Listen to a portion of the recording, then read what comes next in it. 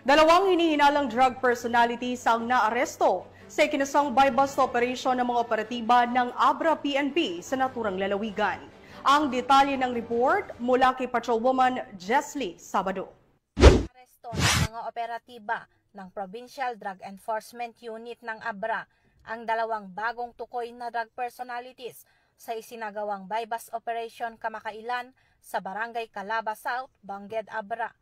Kinilala ang mga suspek na kapwa 21 anyos, walang trabaho at nasa drug watch list bilang street-level individuals at tinuturing na pusher. Ang operasyon ay isinagawa sa koordinasyon ng Provincial Drug Enforcement Unit at Philippine Drug Enforcement Agency.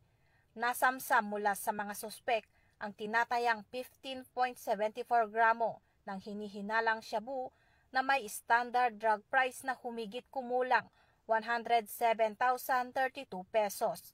Bukod sa droga, na-recover din ang buy-bust money, bodle money, motorsiklo, cellphone at vape mula sa mga suspek.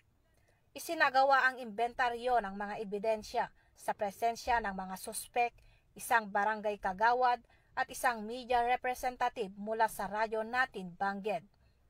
Dinala sa PDEO office ang mga suspek at mga ebidensya para sa dokumentasyon at pagsasampa ng kaso sa ilalim ng RA 9165 o Batas Laban sa Ipinagbabawal na Gamot. Mula dito sa Baguio City, ako yung PNN correspondent, Patrolwoman Jesly Sabado, alagad ng batas, taga-taguyod ng Balitang Ubos.